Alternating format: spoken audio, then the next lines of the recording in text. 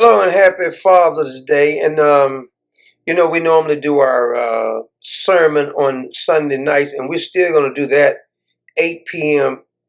Central Time on tonight since it's after 12.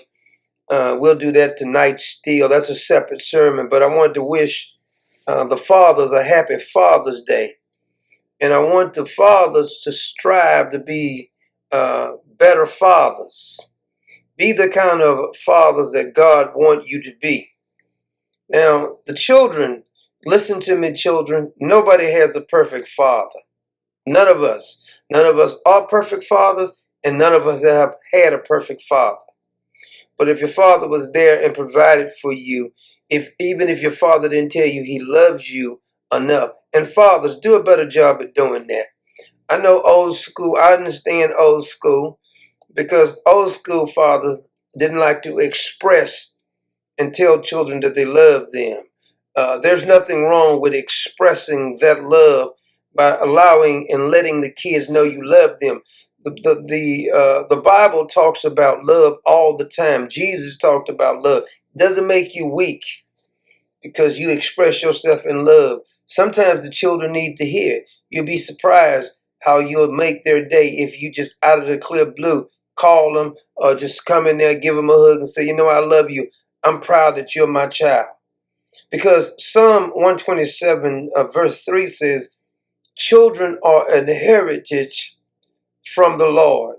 Offspring a reward from the Lord. Now, I know it doesn't seem like that because in the hustle or bustle of the day, fathers are normally fathers, if there's a husband and a wife, normally the father is the one who has to sacrifice the most or go without because that's the father's job.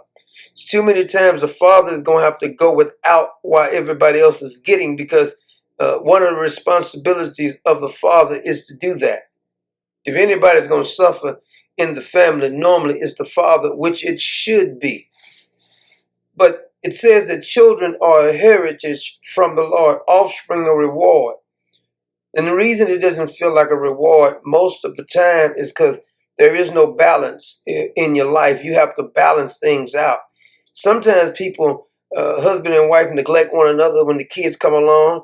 Sometimes the father is so busy building his career, he don't have time. The kids then got grown, and he didn't get a chance to spend any quality time because he was so busy.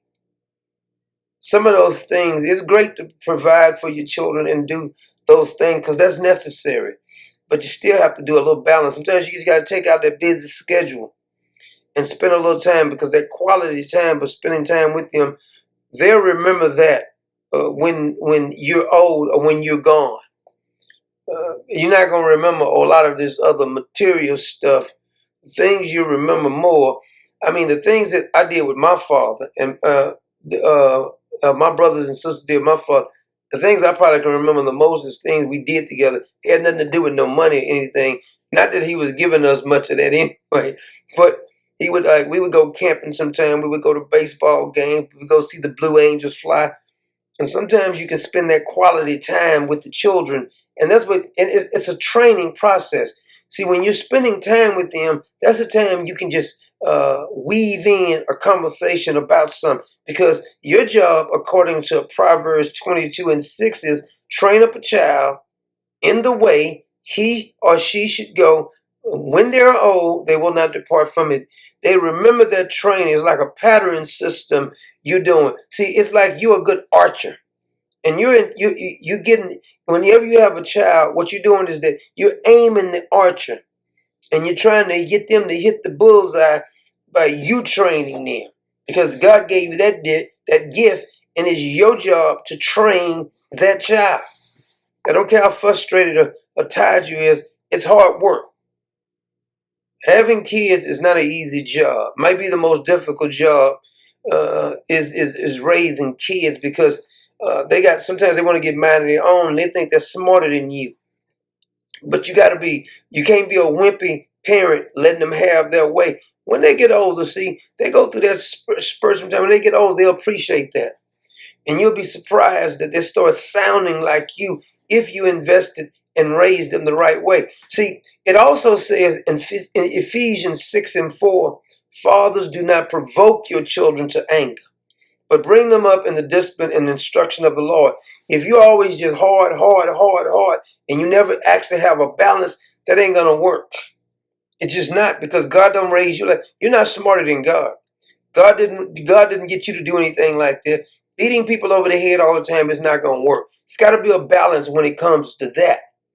But see, you must understand this, and you must be, as the leader of the family, it's your job to do those things and to show love, and not just provoking them, being hard on them on every little situations. See, you got to remember when you were their age too. Some things you got to let go. I'm not telling you let the kids run over you, because I don't believe in that. But some of it's got to be balanced out. See, sometimes a stern talking to, sit down and have a conversation, says, "Hey, why did you do that? Do you understand that you shouldn't do that right there? You bring an embarrassment to, what's your last name? Don't do what everybody else does. See, your last name is representation of me, and I don't want you acting like that. It's embarrassing."